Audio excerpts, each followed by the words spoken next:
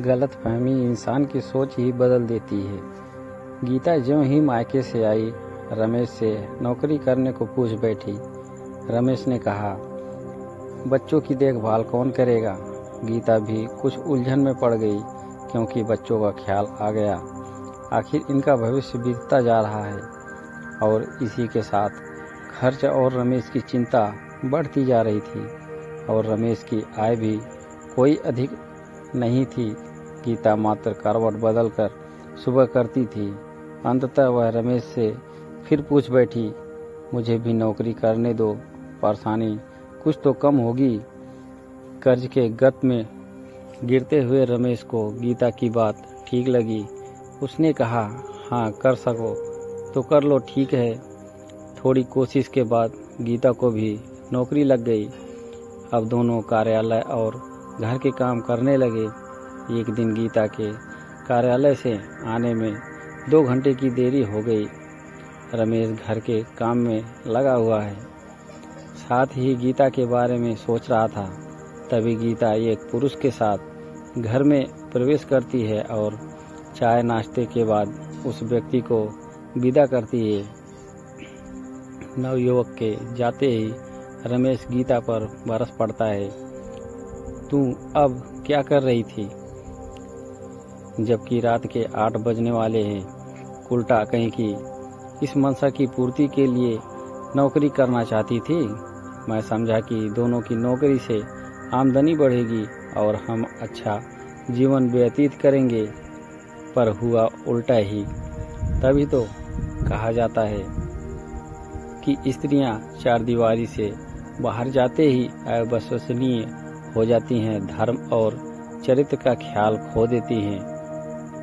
गीता निर्दोष थी, फिर भी अपने स्वभाव के कारण चुप रही। रमेश ने कहा, चुप रहने से काम नहीं चलने वाला है। अब मैं तुमसे तलाक लेना चाहता हूँ, क्योंकि अब तुम किसी और की प्रेयसी हो, मेरी नहीं। तुम तलाक के लिए तैयार रहना, बच्चों का भार मैं वहन करूँगा। तुमने मेरे साथ विश्वासघात किया है। आत्मसम्मान की भावना सब में होती है।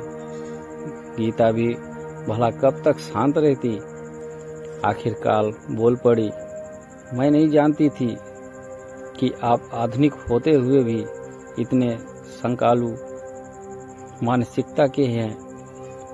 मैं तो निर्दोष हूँ, पर फिर भी यदि आप मेरा किसी से बोलना या किसी के साथ काम करना नापसंद करते हैं तो मैं भी तलाक के लिए तैयार हूँ। मैं पिंजरे की चिड़िया बनकर नहीं रहना चाहती। ऐसी मानसिकता के कारण ही स्त्रियों का द्रोह करना पड़ता है। इतना सुनते ही रमेश का पशुत्व जागता है। वह डंडे से गीता की पिटाई करता है। गीता रोते रोते पूरी रात बिताती है।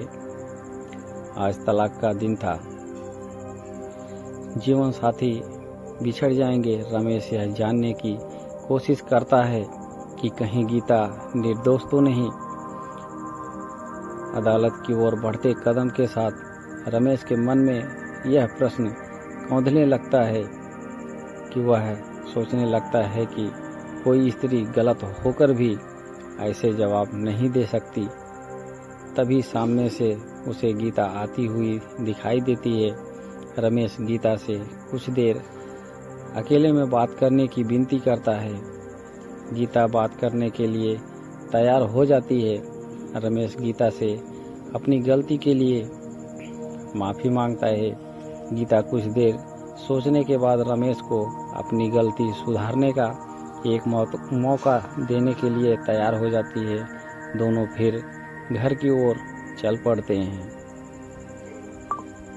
दोस्तों, कहानी अच्छी लगी हो तो हमारे YouTube चैनल को लाइक और सब्सक्राइब करें, ताकि आपको ऐसी बहुत सारी कहानियाँ सुनने को मिलती रहें।